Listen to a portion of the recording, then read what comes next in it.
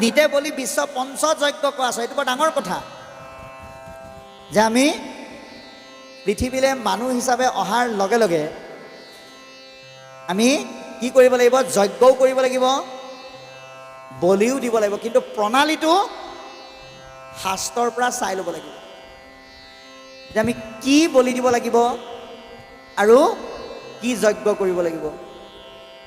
এতিয়া যজ্ঞ বুলি কোৱাৰ লগে লগে আজি যে আপোনালোকে এই অনুষ্ঠানভাগ পাতিছে, এয়াও কিন্তু এক প্ৰকাৰৰ যজ্ঞ। ভগৱন্তই কৈছে মুত চিত দিয়া যিটো কৰে ধৰ্ম কৰ্ম, তাৰ নামত যজ্ঞ সখী কৰিলো ইটো মৰ্ম। এয়া নাম যজ্ঞ। কিন্তু এই নাম যজ্ঞ সকামলৈ তেতিয়াহে পৰিণত হ'ব। কেতিয়া? যদি অনুষ্ঠান হোৱাৰ পিছত পিছদিনা সেও কিবা উদ্যোক্তাসকলে যদি কয় এনেকুৱা ভাগৱতৰ অনুষ্ঠান পাতিলোঁ, ডবল চাউণ্ড বক্স আনি লগাই দিলোঁ, এনেকুৱা ভাগৱতৰ অনুষ্ঠান পাতিলোঁ, আমি যোৰহাট দিয়ক দেৰগাঁও নহয় বিশ্বনাথৰ পৰা মাতিলোঁ, এনেকুৱা অনুষ্ঠান পাতিলোঁ, ইমান মানুহ গোট খালে অন্য অনুষ্ঠানত ক'তো গোট খোৱা নাই, এই ভাৱ যদি লয় তেতিয়াহ'লে সেয়া যজ্ঞৰ পৰা সকামলৈ কিন্তু পৰিণত হৈ যাব। সেইকাৰণে আমি সকামলৈ পৰিণত নোহোৱাকৈ নিস্বাৰ্থভাৱে আয়োজন কৰিব লাগে। তাৰ উপৰিও আপোনালোকে এটা কথা চাব, যেতিয়াই ব্ৰহ্মাৰ পৰা কলিৰ সৃষ্টি হ'ল, কলিয়ে যেতিয়া পৃথিৱীত থাকিবলৈ জেগা বিচাৰিলে, ব্ৰহ্মাদেৱে কলিক থাকিবলৈ ঠাই দি পেলাই ঘোষণা কৰিলে যে গৃহস্থৰ ঘৰত হোৱা পঞ্চশুনা পাপত তই থাকিবি, থাকিবিহে থাকিবি, কিন্তু এটা কথা মনত ৰাখিবি, পঞ্চ পাপে পঞ্চ যজ্ঞ তাৰ গৃহে নাই, তাৰ গৃহে কলি তই বঞ্চিবি সৰ্বদাই। ভগৱন্তই প্ৰত্যেক জীৱশ্ৰেষ্ঠ মানৱক 5টা পাপ কৰিবৰ কাৰণে অনুজ্ঞা পত্ৰ দি থৈছে। এই 5টা পাপ নকৰিলে আমি খাবলৈ নোপোৱাকৈ মৰিম। এই পাপকেইটা কি কি বাৰু? এৰা জলকুম্ভ চুলিয়া, বাহনী ঢেকী পতা,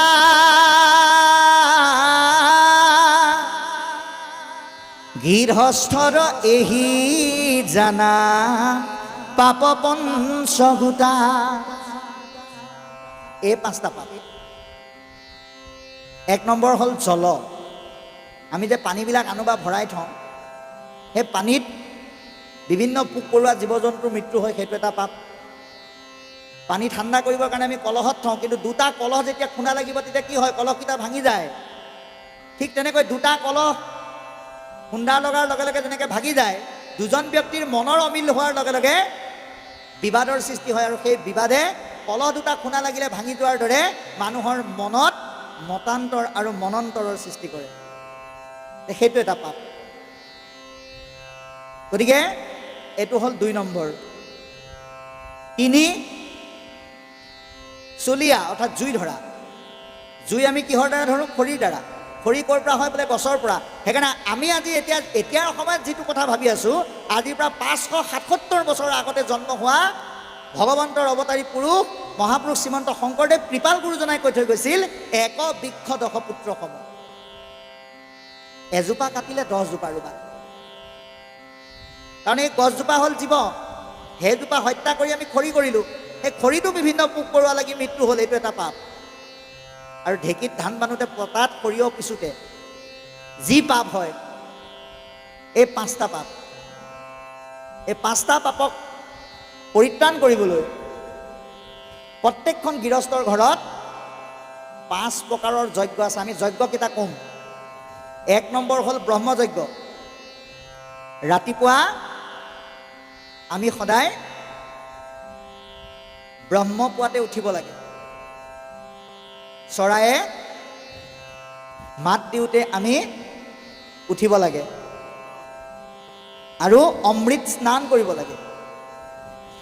কিন্তু আমাৰ কি হয়, আমাৰ নিজৰ ক্ষেত্ৰত কি হয়, আগতে বোলে মানুহবিলাক উঠিছিল ৰাতিপুৱাইছিলে বোলে পক্ষীৰ মাতত, আজি যদি যোৰহাট টিয়কৰ পৰা গুৱাহাটীলৈ যাব লগা হয়, তেতিয়াহ'লে পক্ষীৰ মাতত ৰাতি নোপোৱাই। কিহৰ মাতত পুৱাই? বোলে মোবাইলৰ এলাৰ্মত ৰাতি পুৱাই। বোলে মই আজি শুইছোঁ, কাইলৈ সাৰ পাবলৈ হ'লে এলাৰ্মটো দি থ'ব লাগিব বুলি আমি কৈ দিওঁ। গতিকে এই যিটো ভক্তিৰ আধ্যাত্মিক ব্যৱস্থাৰ পৰা যি আধুনিকতাৰ পৰশে আমাক স্পৰ্শ কৰিছে, তাক আমি নাইকিয়া কৰি উঠি বিচনাৰ পৰা ভৰি নমোৱাৰ আগতেই ভগৱন্তক স্মৰণ কৰিব লাগিব। কাৰণ আপুনি আমি যে সাৰ পাই উঠিছোঁ, এইটো কিন্তু ভগৱন্তৰ কৃপা। ঈশ্বৰৰ কৃপা নহ'লে শুই থাকোঁতে সংসাৰ এৰি যোৱা ব্যক্তিৰ উদাহৰণ আছে। 2 নম্বৰ, দেৱযজ্ঞ মানে গুৰু সেৱা। সেইকাৰণে আমি অনুৰোধ কৰোঁ অসমৰ বিভিন্ন প্ৰান্তত। অনুৰোধটো এইকাৰণেই কৰোঁ, বিভিন্ন সংসাৰত এই বস্তুটো উল্টা হৈ থাকে। এবাৰ খুব ল'ৰা এজনে খুব জোৰতকৈ এফালে গৈ আছে, খুব স্পীডত গৈ আছে। ৰখাই লৈ পেলাই সুধিলোঁ, বোলো কোনফালে যোৱা? কৈছে বোলে চিমেণ্ট বালি ইটা ৰদ অলপমান আনিবলৈ যাম। বোলো কেলেই? বোলে এনেই আমাৰ বাহিৰত পকাৰেই লেট্ৰিন বাথৰুম আছে, কিন্তু দেউতাই কালি ৰিটায়াৰ হোৱা পইচা কেইটামান পালে, সেইকাৰণে লেট্ৰিন বাথৰুমটোক অলপ আধুনিক ষ্টাইলত নতুনকৈ ভিতৰত বনাই লওঁ, তাৰ পিছতহে গুৰুগৃহৰ কথাটো ভাবিম আৰু লাহে লাহে বুলি কোৱা মানুহো আছে। এতিয়া ভাগৱতে কৈছে যে আমি যিকোনো বস্তু এটা, যিকোনো এটা কিবা পাবৰ কাৰণে আমি আকৌ ঈশ্বৰক খাটো। ঈশ্বৰক আমি খাটো, কিন্তু ঈশ্বৰক আমি নামাতো। হতা আৰু মতাৰ মাজত পাৰ্থক্য আছে। প্ৰভুৰ দিয়া বুলি আমি কওঁ, কিন্তু প্ৰভু আহা বুলি ক'বলৈ আমি জেগাকণ দিবলৈ আগত টান পাওঁ। আগত আমি দেহৰ নিষ্কাশনৰ কথাটো ভাবি লওঁ। সেইকাৰণে শিল বালি ইটা চিমেণ্ট টাইলছ গ্ৰিল লগাই বনাব নোৱাৰিলেও বাঁহ বেতেৰে হ'লেও আমাৰ প্ৰত্যেকৰে গুৰুগৃহ অকণমান থাকিব লাগে। কিন্তু গুৰুগৃহ থাকিলেই নহ'ব, তাক পালন কৰিবও পাৰিব লাগিব। এদিন এজনক সুধিলোঁ, বোলে আপোনালোকৰ গুৰুগৃহ আছে নাই? বোলে আছে। আপুনি সেৱা কৰে নে নকৰে? বোলে এইবিলাক কৰিবলৈ মোৰ সময় নাই, ৰাতিপুৱা হ'লে অফিচলৈ যাওঁ আৰু সন্ধিয়া হ'লে ঘৰলৈ ঘূৰি আহোঁ। তে কোনে সেৱা কৰে? বোলে আছে নহয় আমাৰ ছাৰ্ভিচ দিয়া মা নামৰ সেইগৰাকী আৰু দেউতা নামৰ সেইজন, তেওঁলোকে কৰে। ভাগৱতে কৈছে নহ'ব, যে যেতিয়ালৈকে নিজক সেই ভগৱন্তৰ ৰখা স্থানখনত সেৱাৰ মনোভাৱেৰে অৰ্পণ কৰি লোৱা নহয়, তেতিয়ালৈকে আমি কোনো কাৰ্যত সিদ্ধি হ'ব নোৱাৰোঁ। কাৰণ ভাগৱতৰ প্ৰথম স্কন্ধই কৈছে হৰিক স্মৰণে আৰম্ভ হৌক সিদ্ধি। ইয়াত আৰম্ভ বুলি কোৱাৰ লগে লগে বিশেষ কৰ্মক বুজোৱা নাই, আমাৰ জীৱনৰ প্ৰতিটো কৰ্মকে বুজাইছে। তাৰপিছত আহি গ'ল জ্ঞানযজ্ঞ। দৈনন্দিন কৃষ্ণ কথা অকণমান চৰ্চা কৰা, শাস্ত্ৰৰ একাধ্যায় হ'লেও পাঠ বা উপাসনা হিচাপে অকণমান ঘৰখনত প্ৰসংগ কৰা, এই ব্যৱস্থাটো আমাৰ থাকিব লাগে। আৰু নিযজ্ঞ, জ্যেষ্ঠজনক শ্ৰেষ্ঠজনক অতিথি মান্যতা কৰি সেৱা শুশ্ৰূষা কৰাৰ যিটো ব্যৱস্থা, সেইটো আমি পালন কৰিব লাগে। আৰু 5 নম্বৰ ভূতযজ্ঞ। ভূত মনে দেহ, পশু পক্ষীৰ প্ৰতি এমুঠি ছটিয়াই দিয়া, মগনীয়াক বিমুখ নকৰা। তাৰ উপৰিও কৃষ্ণমুখী সৎকৰ্মৰ প্ৰতি নিজৰ হিতাকাংক্ষী মনোভাৱেৰে কিবা এটাত সাধ্যানুসাৰে দান দিয়া, এই ব্যৱস্থাটো আমাৰ থাকিব লাগে। কিন্তু বহু জেগাত দেখিবলৈ পোৱা যায়, আপোনালোকৰ ফালৰ কথা মই কোৱা নাই, অন্য ফালে দেখা পাইছোঁ ট্ৰেইনিং দিয়া 3টা কুকুৰ কিনি আনিছে, ভিতৰত চেইন লগাই বান্ধি থৈ দিলে, গেটৰ মুখত লিখি থৈছে কুকুৰৰ পৰা সাৱধান। গতিকে সেইটো যদি হয় তেতিয়াহ'লে নহ'ব বুলি কৈছে। এই পঞ্চযজ্ঞ আমাক পালন কৰিবলৈ কৈছে। তাহাৰৰ শ্ৰুতব্য কথা আছে অসংখ্য। গতিকে এই শাস্ত্ৰসন্মতভাৱে যি ভাগৱতমুখী এনেধৰণৰ পঞ্চযজ্ঞ যি পালন নকৰে, তাৰ উপৰিও ইয়াত বলি দিয়াৰ কথা কৈছে। দেৱীৰ ওচৰত হাঁহ ছাগলী পাৰ কোমোৰা মহ কুঁহিয়াৰ বলি দিব নালাগে। আজিৰ দৰে ভকতৰ সমাজত 6টা বস্তু বলি দিয়ক: কাম, ক্ৰোধ, লোভ, মোহ, দম্ভ, অহংকাৰ। এই 6টা বস্তু বলি দি আগত উল্লেখ কৰা 5টা ব্যৱস্থাৰে যি যজ্ঞ নকৰে, তেওঁলোকৰ শুনিবলগীয়া বহু কথা থাকে, কিন্তু তেওঁলোকৰ চিন্তা আচৰণ আৰু কাৰ্যবিলাক ভগৱন্ত বিমুখী হোৱাৰ কাৰণে তেওঁলোকৰ আয়ুসবিলাক দেহযুক্তভাৱে অভাৱত নষ্ট হৈ যায়। কাৰণ তেওঁলোকে কি কৰে, ইয়াৰ পিছৰ পদত কৈছে, এৰা দিন ভৈলে ধন কুটু বড় চিন্তা কৰে, নিদ্ৰা স্ত্ৰী আলাপনে ৰাত্ৰি আয়ু হৰে।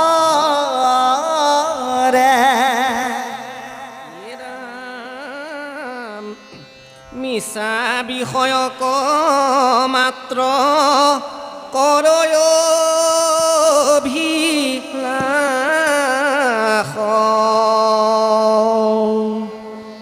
সিহেতু নেদেখৈ নৰে আপোন বিনাশ। এৰা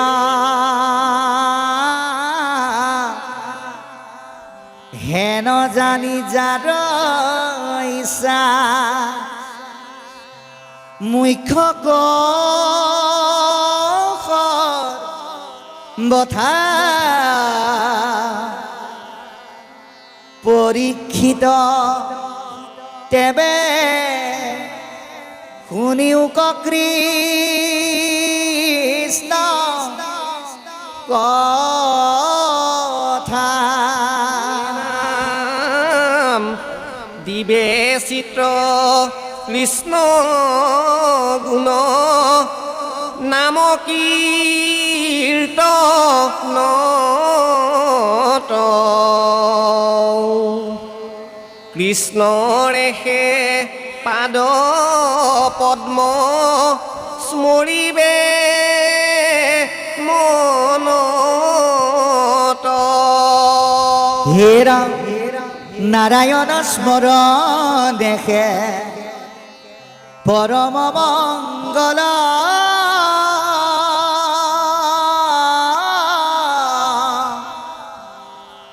হি মানে জীৱনৰ জন্মৰ সম্ফল। অন্তকালে হৰি স্মৰে যিটো ভাগ্যৱন্ত, তাহাৰ মহিমা কহি কোনে পাৱে অন্ত।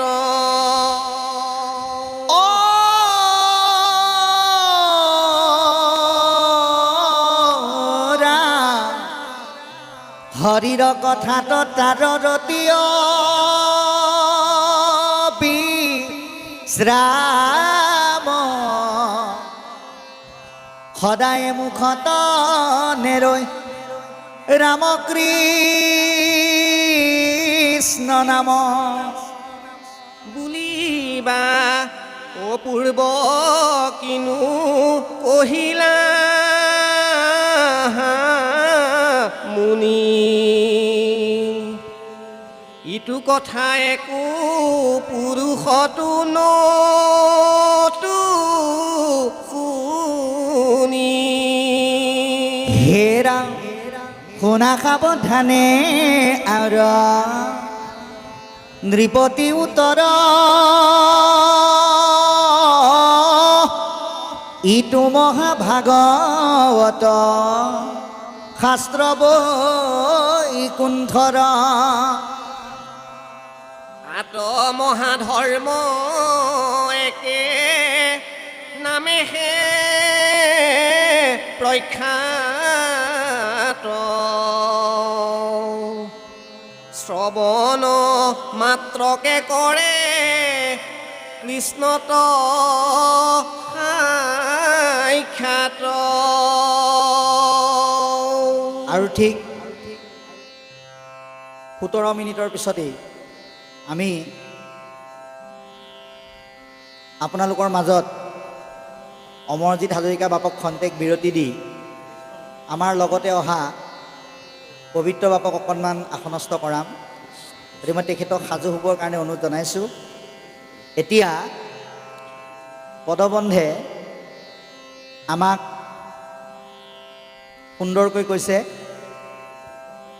যে যিসকলে আত্মাৰ বিপৰীতে দেহৰ খিয়াল খুচিৰ কথা ভাবে তেওঁলোকে কি কৰে, দিন ভৰিলে ধন কুটুম্বৰ চিন্তা কৰে, ধন টকা পইচা অৰ্জন কৰি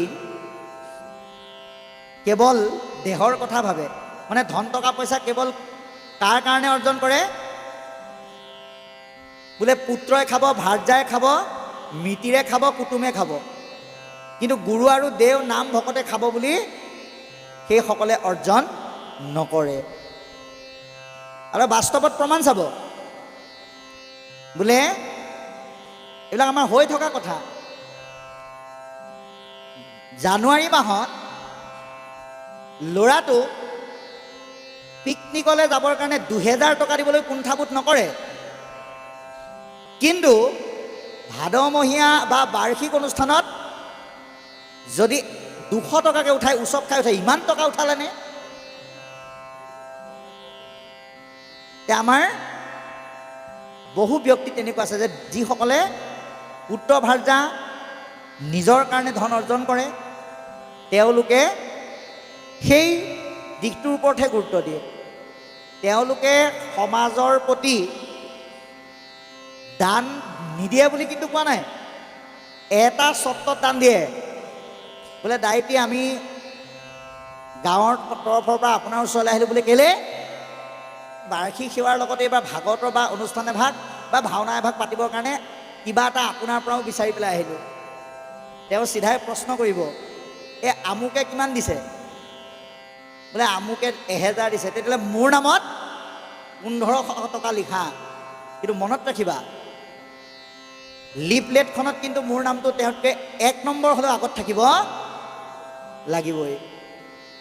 এতিয়া ভগৱন্তই কৈছে এইটো বৰ ডাঙৰ কথা ক'লে। এতিয়া লিফলেটখনত নিজৰ নামটো আগবঢ়াব পাৰিব, কিন্তু ভগৱন্তৰ ডায়েৰীত সেই নামটো একেবাৰে লাষ্টলৈ যাব। কেলে? কাৰণ সেয়া নিজক জাহিৰ কৰিবৰ কাৰণে দিয়া দান, আৰু সেয়া অভক্তৰ দ্ৰব্য। অভক্তৰ দ্ৰব্য ভগৱন্তই কেতিয়াও গ্ৰহণ নকৰে। সেই দ্ৰব্যক ভগৱন্তই কি বুলি কৈছে? যেন শিমলুৰ পুষ্প পৰি থাকে তলে, অভক্তৰ পূজাময়ী নলওঁ সকলে। শিমলুৰ ফুলবিলাক যেনেকৈ তলত পৰি থাকে, অভক্তৰ দ্ৰব্য ভগৱন্তৰ হাতলৈ কেতিয়াও নাযায়। সেইকাৰণে ইষ্টমিত্ৰ দেহৰ কাৰণে অৰ্জন কৰা ধনবিলাক অৰ্জন কৰিবৰ কাৰণে কৰা শ্ৰম কৰিবলৈ যাওঁতে যাওঁতে তেওঁলোকৰ কাৰ্য আৰু চিন্তাবিলাক বিষয়মুখী হৈ যায়। মিছা বিষয়ত মাত্ৰ কৰে অভিলাষ। এনেকৈ তেওঁলোকে বিষয়ৰ যোগেদিয়ে লাখ বিলাস আৰু ভোগ ভাতৰ মাজতে জীৱনটো কটাই দিয়ে। সিহেতু নেদেখে নৰে আপোনাৰো নাশ, সেইজনে নিজ ধ্বংস যে মাতি আনিছে সেই কথাটো অনুভৱ কৰিব নোৱাৰে। গতিকে পৰীক্ষিতক মাধ্যম কৰি আমাক কৈছে, হেন জানি যাৰ ইচ্ছা মুখ্যক সৰ্বথা, যাৰ সঁচাৰ্থত মুখ্য সাধনৰ ইচ্ছা আছে, পৰীক্ষিত তেবে শুনি উক কৃষ্ণ কথা। পৰীক্ষিতক মাধ্যম কৰি আমাক সকলোকে কৃষ্ণ কথা শুনিবলৈ কৈছে।